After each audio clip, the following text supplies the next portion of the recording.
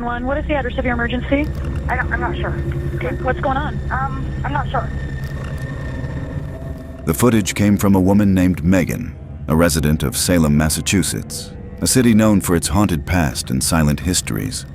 What she believed would be her peaceful refuge turned into something far more disturbing.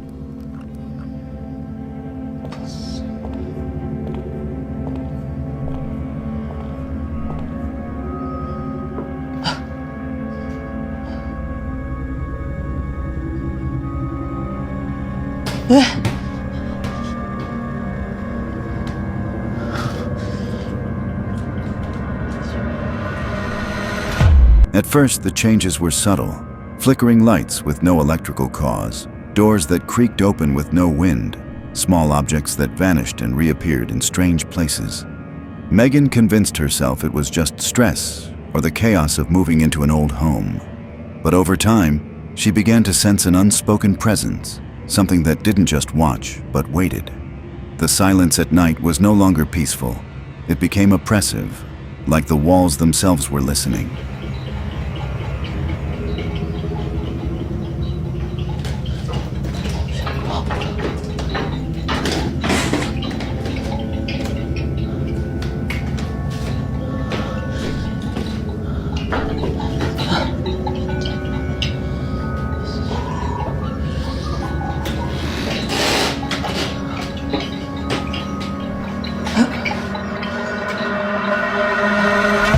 Stood utterly still, empty of life and sound. And although Megan's eyes searched every inch for any trace of movement, there was nothing but the thick silence pressing in around her. Yet, in the glass of the window, just over her shoulder, she caught the distinct reflection of a tall, unmoving figure shrouded in shadow, which made her spin around in terror, her phone trembling in her hand, only to find that the space behind her was completely vacant.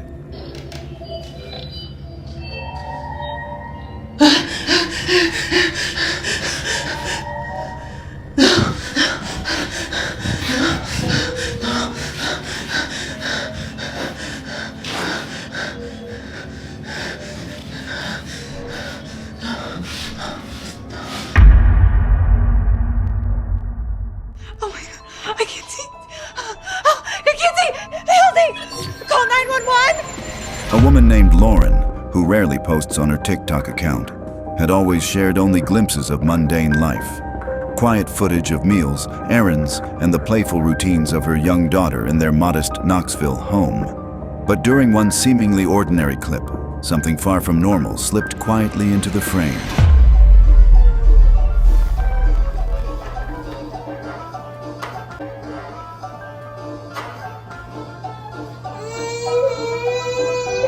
As the toddler took a few small steps forward, her right leg shot upward with a sudden, unnatural force, bending sharply toward the ceiling as if pulled by an invisible source without any clear cause. And in that instant, the girl screamed, not out of pain, but out of shock, overwhelmed by the unnatural sensation of her body moving without her will. It wasn't the stumble of a child, nor the awkwardness of learning to walk. The movement was swift, deliberate, and disturbingly exact, as if something hidden had taken control of her limb with cold, purposeful intent. 911, what's the address of the emergency? The address is... Yes, Hamilton, Ohio. Okay, what's going on there? Can somebody tell me? Okay, I need to know what's going on. I'm sorry. Late one night, as Tyler made his way through the hallway to the bathroom, a fleeting glimpse of something unsettling caught his eye. And I'm alone too. Jesus. Oh my God. Oh my God. Just beyond the frosted window pane, a figure, vague yet unmistakable, lingering on the other side for only a moment before vanishing without a trace.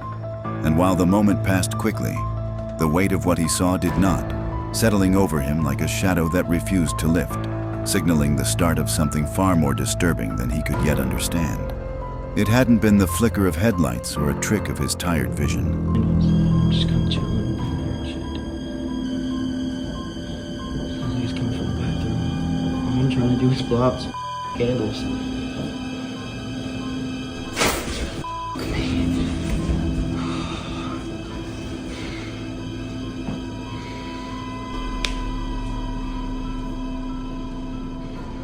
Hello? He tried to ignore it, returning to the bedroom and attempting to block out the lamplight spilling through the window, telling himself it was nothing as he sat in the dark, listening to the low hum of the house and trying to shake the chill that now crept beneath his skin. But then he heard something faint, a subtle noise that seemed to drift from the bathroom again. Quiet, steady, wrong.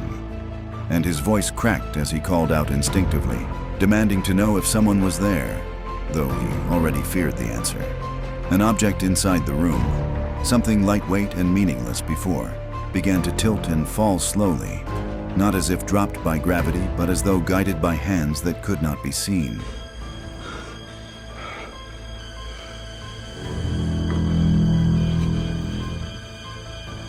She's not supposed to be here yet. I didn't hear her car. Her keys are not here.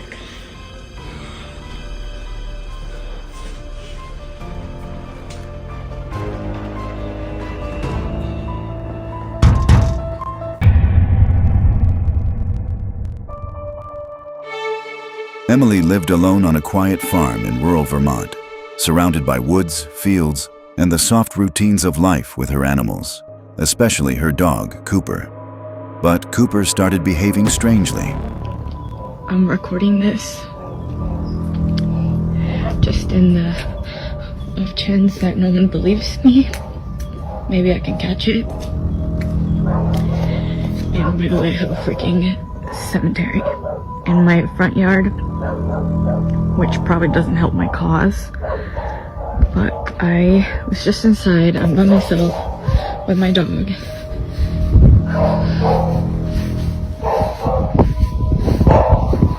She's up in that room upstairs. When she stepped into the house to investigate, calling for Cooper as his barking echoed through the halls, the atmosphere felt strangely heavy, as if the walls were holding their breath. She checked each room slowly, expecting a raccoon or stray animal, but the house was empty, and yet Cooper's growling only grew louder from upstairs.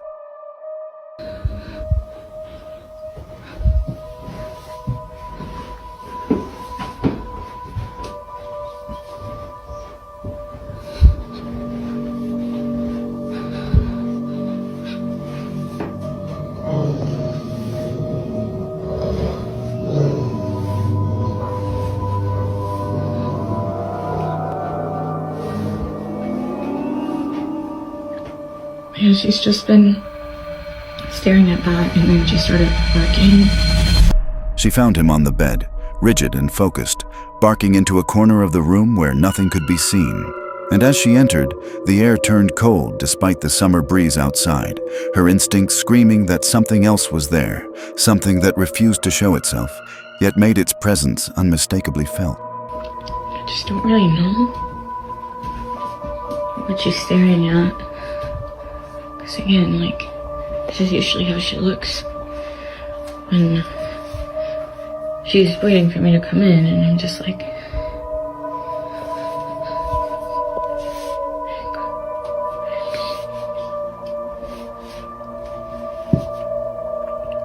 what? What is it? What is it? Days later, it wasn't just Cooper. Every animal on the farm had begun to behave the same way, positioning themselves toward the old cemetery at the edge of the property, refusing to cross near it. And it became clear that whatever had arrived that evening hadn't simply come and gone. It had stayed, and all of them could feel it. For years, Rashid lived alone near the edge of a long-forgotten valley, where empty fields stretched into silence, and the ruins of old structures decayed beneath the weight of time. One evening, he began to hear sounds, soft at first, then sharper. Bismillah.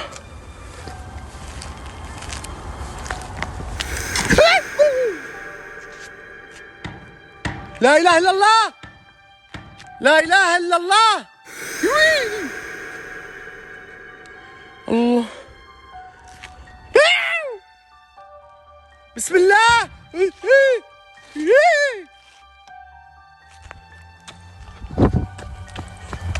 As Rashid moved deeper into the forgotten path, The noises grew more persistent. And then, without warning, he began to see movement where there should have been none. An old chair sliding slowly across a stone floor, vines trembling in place as if touched by invisible hands, leaving behind only the sensation that something or someone was watching him from within.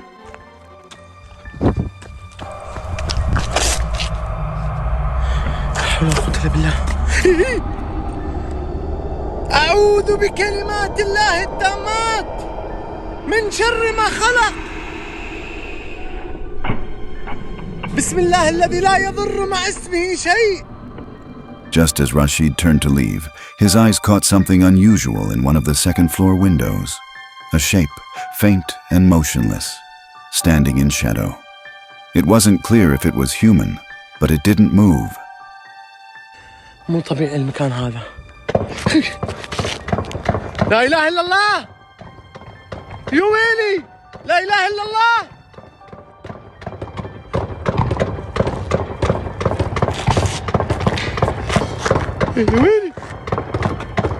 A sudden crash shattered the stillness, followed by a series of loud, pounding thuds that seemed to come from every direction at once, echoing off the broken walls and floors like a storm trapped inside stone. Rashid spun around, heart racing, but there was nothing. No footsteps, no voice. Only the violent rhythm of something closing in. The ground beneath him vibrated with each blow, and the shadows began to stretch and twist along the hallway walls, shifting as though alive.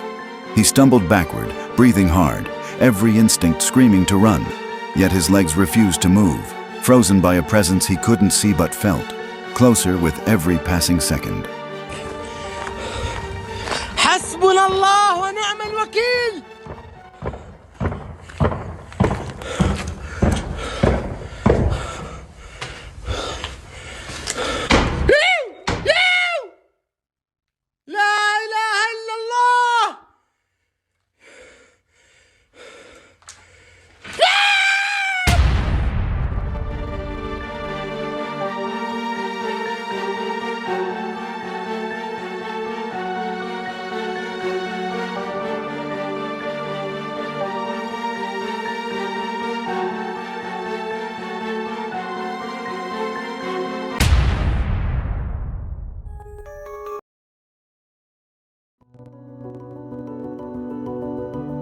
Ethan was 18, quiet by nature, and spent most nights alone in his room, surrounded by the dim glow of his computer screen and the hum of late-night silence.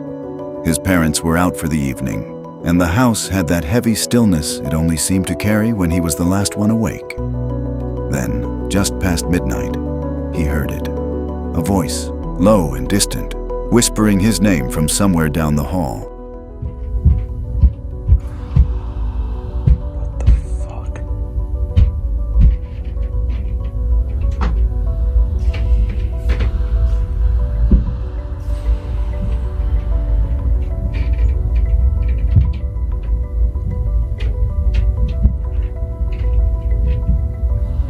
It's really bad right now.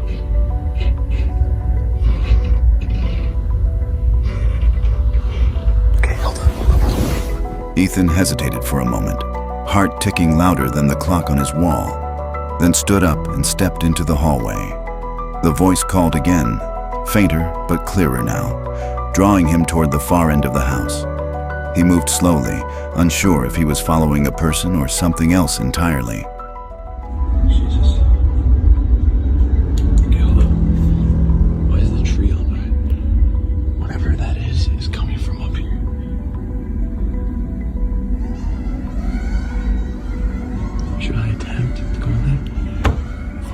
Because that was coming, all that thumping, it was coming from like right in there, in that room.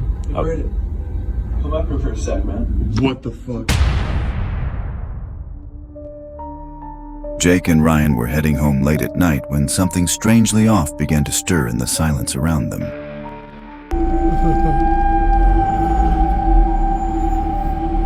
As they turned the corner, both saw a figure on the swing, barely visible in the dark. They couldn't tell if it was a person or something else. They decided to walk back. Sorry, mate. Fucking look at this.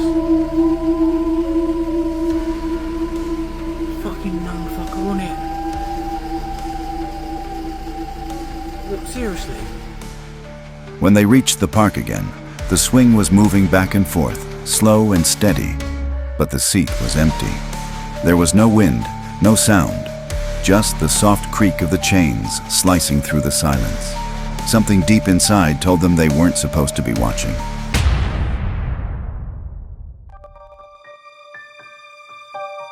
Dawson Toller had heard the stories for years. Rumors of an abandoned railway station buried deep in the woods, where those who entered were never seen again. Locals whispered about cries echoing through the tunnels and doors that slammed in buildings long stripped of power. Driven by curiosity and his loyal YouTube audience, Dawson packed his gear and set out alone to uncover the truth. But some places don't take kindly to being disturbed, and this one had been waiting in silence. And the first spot that we're going to go to is going to be number 7. 7 and 5 are some of the oldest ones here, so I figured we would start out at one of the oldest ones and then move on from there. There is a freaky ass vibe, and I don't know if that's just because it's dark out and I'm alone, or if it's because there's ghosts, but I'm ready to find out. His curiosity pushed him deeper into the decaying station grounds, where rusted tracks vanished into overgrowth and forgotten buildings stood crooked under the weight of time. One house in particular seemed colder, darker, as if it held onto something the rest had let go. Dawson heard a faint noise inside, a shuffle, a thud, and against better judgment, he stepped through the doorway. The silence that followed didn't feel empty. It felt like it was holding its breath.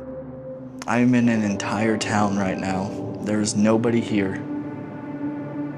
An entire street of just houses in the Appalachian Mountains.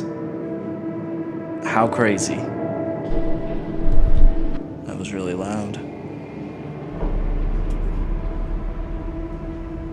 That was outside somewhere. Let's grab the REM pod and take a gander, just in case.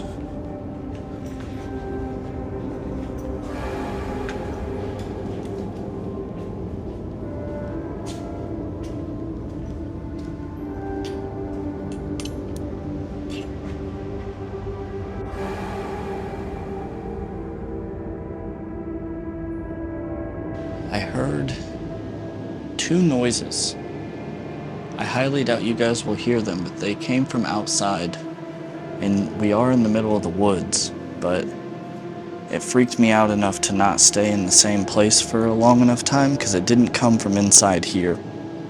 So let's go ahead and move on to another spot and see if there's anybody that wants to talk to us. Feeling something unseen creeping closer, Dawson moved toward a smaller structure near the edge of the station. A house where low, dragging sounds had just echoed seconds before. But as he reached the doorway, the noise stopped, swallowed by a silence too intentional to ignore.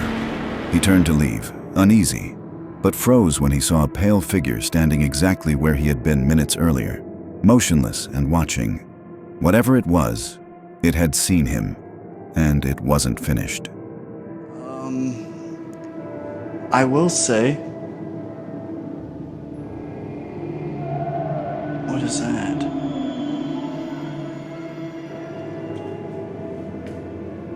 We need to step outside. That sounds weird.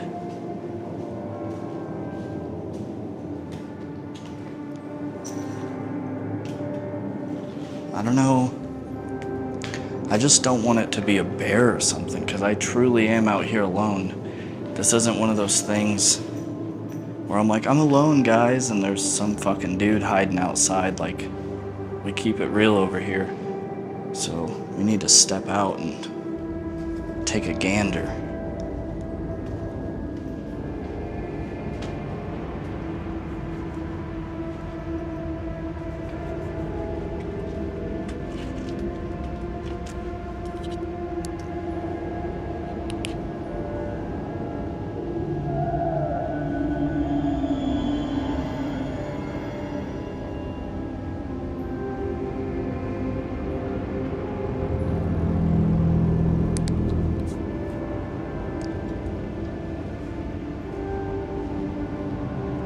I heard what sounded like a stick breaking.